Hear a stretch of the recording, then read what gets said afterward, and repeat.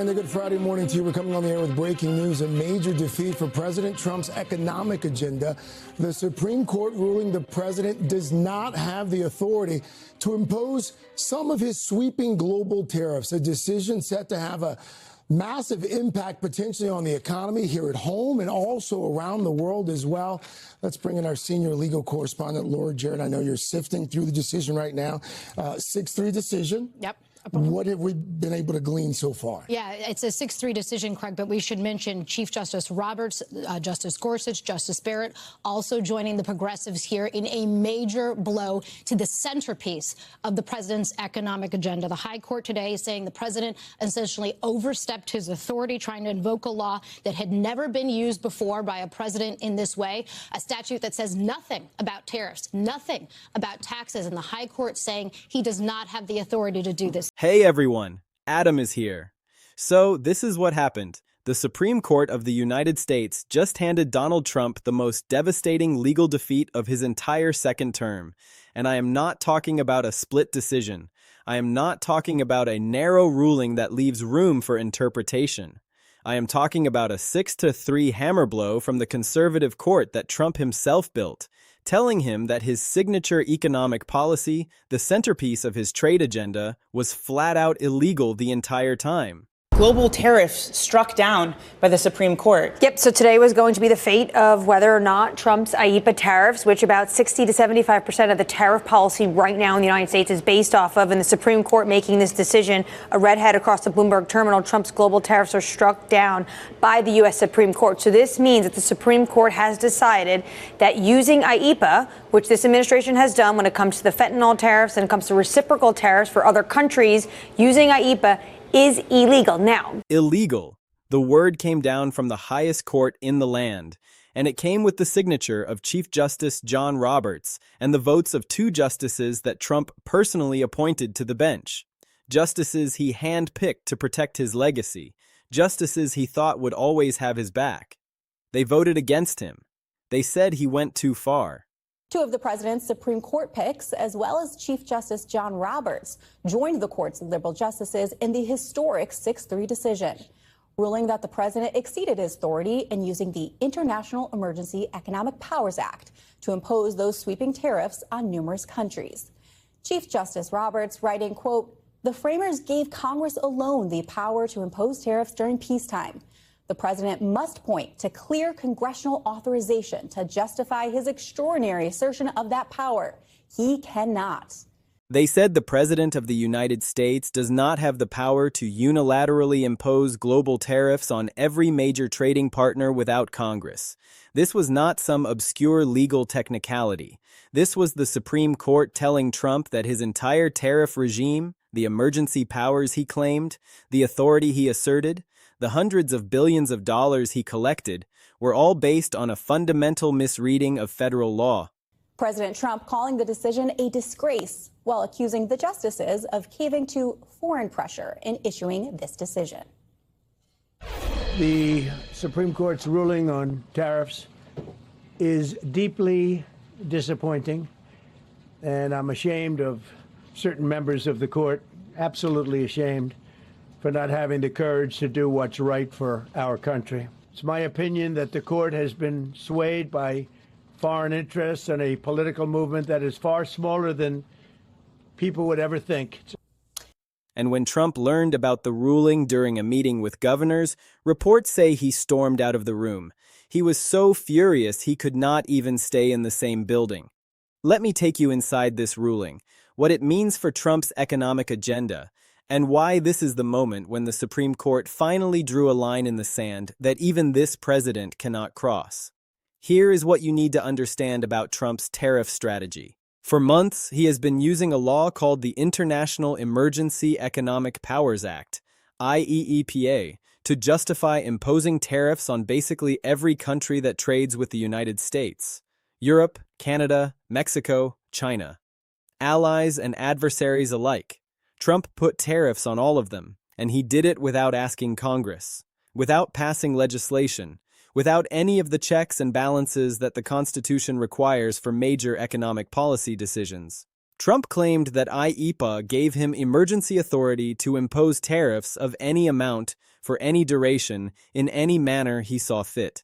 He declared that unfair trade practices by other countries constituted a national emergency in the economic sphere, and he said that gave him the power to act unilaterally. No Congress needed, no legislative approval required, just the president, an executive order, and the claim of emergency. This was central to Trump's entire second-term economic agenda. Tariffs were supposed to be his main tool. He talked constantly about using them to punish unfair trade. He talked about using them to bring manufacturing back to America. He talked about using them as leverage in trade negotiations. Tariffs were not a side issue for Trump. They were the centerpiece, and the Supreme Court just erased them. Now here is what makes this ruling so stunning. The vote was 6-3. That is not a narrow conservative majority squeaking by. That is a supermajority of the court, including 2 justices Trump appointed, saying that his interpretation of presidential power was wrong. Chief Justice John Roberts wrote the majority opinion, and Roberts did not mince words. He said Trump's claim of power to impose tariffs of any amount exceeded his authority under federal law. He said Trump needed explicit congressional authorization. He said the president cannot unilaterally rewrite economic policy by claiming emergency powers. Think about what that means. The Chief Justice of the United States, the highest-ranking judge in the country, just told the president that he was grabbing power he did not have, and he did it with the votes of justices Trump put on the court specifically to prevent exactly this outcome. Let me walk you through the law that Trump was trying to use, because understanding IEPA is key to understanding why the Supreme Court ruled the way it did. The International Emergency Economic Powers Act was passed in 1977. It was designed to give presidents the ability to respond quickly to genuine national emergencies without getting bogged down in congressional bureaucracy. The idea makes sense. Congress moves slowly. Emergencies move fast. So the law gives the president emergency authority to take economic actions when he declares a national emergency, freeze assets, impose restrictions, take measures to address the threat. But here is the critical part that Trump ignored. The law has limits. It does not give the president a blank check. It does not say the president can do anything as long as he calls it an emergency. The law requires that the emergency be genuine. It requires that the actions be necessary and proportionate to the threat. It requires that the power be used within the bounds of what the statute authorizes. There are guardrails. There are checks. There are limits built right into the law.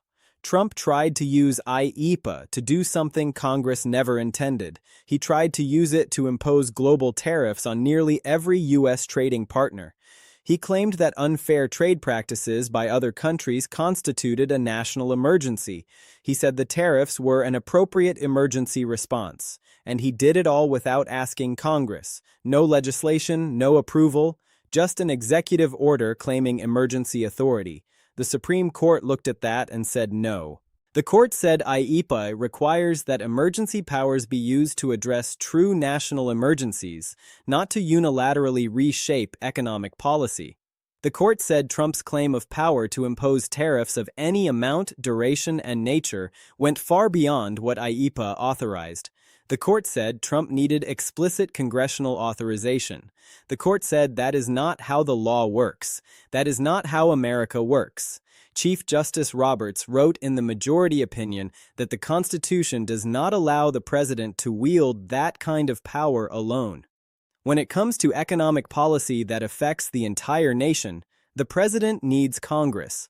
Congress makes the laws. The president executes the laws. The president does not get to unilaterally rewrite economic policy by claiming emergency powers. That is separation of powers. That is checks and balances. That is the Constitution working the way it is supposed to work. Now let me tell you why the fact that 2 of Trump's own appointees voted against him is so significant. Trump appointed 3 justices to the Supreme Court. He did it specifically because he thought they would support his policies. He thought he was packing the court with loyalists. He thought he was ensuring that the judiciary would back his agenda no matter what, and for a while it looked like he might be right. The court had generally backed Trump's emergency orders. It had allowed his immigration moves. It had allowed him to remove officials. It had generally let Trump expand executive power. But this time, two of his own appointees voted with the majority. They sided with the Constitution over Trump's claim of power. They did what judges are supposed to do. They interpreted the law. They did not support whatever policy a particular president wanted. And Trump cannot handle that. He immediately went into attack mode. He called the ruling a disgrace. He said the court was ransacking America. He accused the court of being a weaponized political organization. He did not accept the ruling. He did not acknowledge that he exceeded his authority. He just attacked the judges. He attacked the institution. That is what dictators do when courts rule against them. Dictators attack the courts. Dictators delegitimize the judiciary.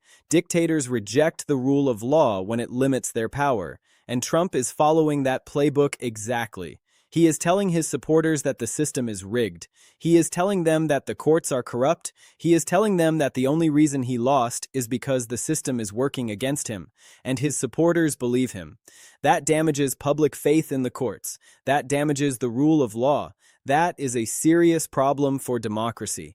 Now let me talk about the massive financial mess this ruling creates. Trump collected roughly $130 billion in tariffs before the court ruled them illegal. Companies paid those tariffs. Trading partners paid those tariffs. The money went into the U.S. Treasury. And now the Supreme Court says the entire tariff regime was illegal from the start. So what happens to that money? The Supreme Court did not say. The ruling struck down the tariffs, but it did not address what happens to the money already collected. That is a legal and financial nightmare. Businesses are going to sue the government for refunds. Trading partners are going to demand compensation. There is going to be months, maybe years, of litigation over whether that money has to be returned. And that uncertainty damages American credibility. Trading partners do not know if tariffs will stick. Businesses do not know if tariffs will be enforced. Nobody knows what American economic policy actually is anymore. That creates instability. That creates risk for businesses making investment decisions. That creates risk for trading partners trying to plan their own economic strategies. And that damages American credibility around the world. It makes people less confident in American economic policy. It makes people question whether Trump's policies are legal or if they might get struck down by courts. And that is a problem for any president, but especially for Trump, who built his brand on being strong and unpredictable. Here is what this ruling means for Trump's negotiating position going forward. For months, Trump has been using tariff threats as leverage in trade negotiations. He would say to a country, "If you do not do what I want, I will impose tariffs on your goods." And countries took that threat seriously because they believed Trump had the authority to follow through. They believed he could actually impose those tariffs. Now that belief is gone. When Trump tries to use tariff threats in future negotiations, countries are going to say, "Wait a minute, the Supreme Court just said your tariffs are illegal. Why should we take your threats seriously if the courts are just going to strike them down?" Trump's leverage is gone. Trump's credibility is damaged. Trading partners are going to be skeptical of Trump's trade threats. And that weakens Trump's position going into any major trade negotiation.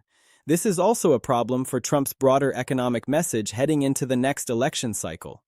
Trump promised to use tariffs to make America rich. He promised to punish unfair trade. He promised to reshape global trade in America's favor.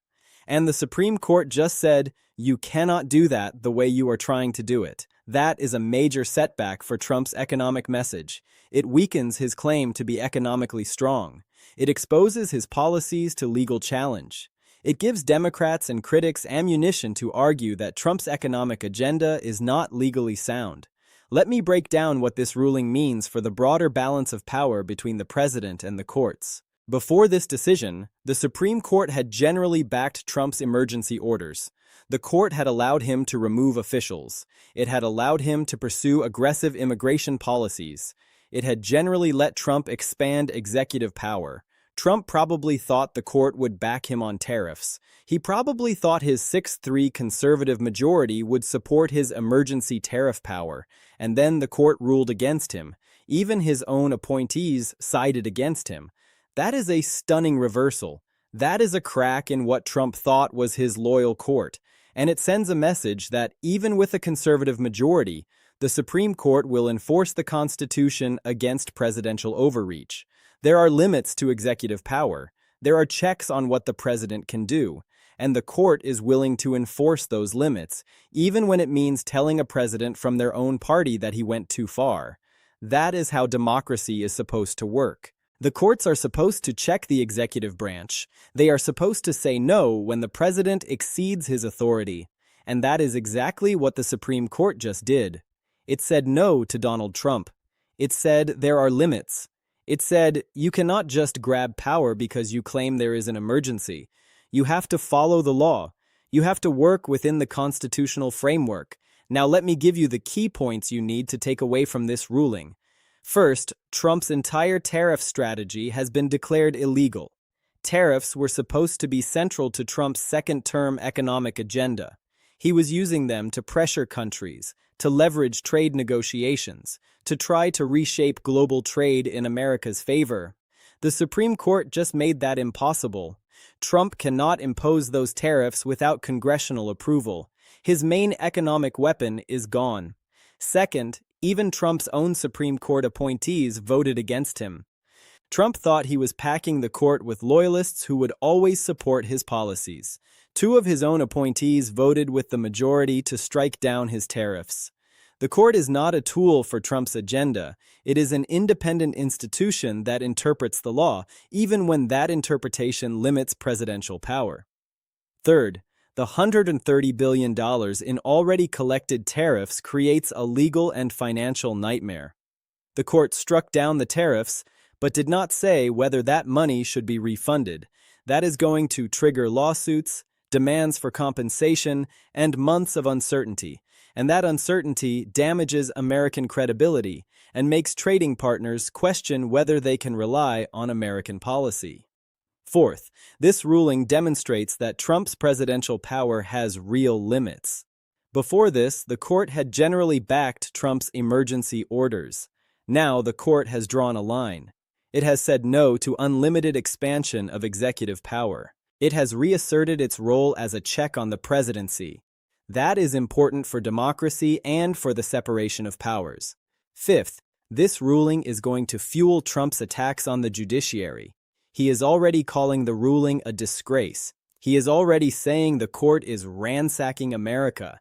He is already attacking the justices. That is what Trump does when courts rule against him. He attacks the courts. He delegitimizes the judiciary. He tells his supporters the system is rigged, and that damages public faith in the rule of law. Sixth, this exposes a major vulnerability in Trump's economic strategy heading into the next election.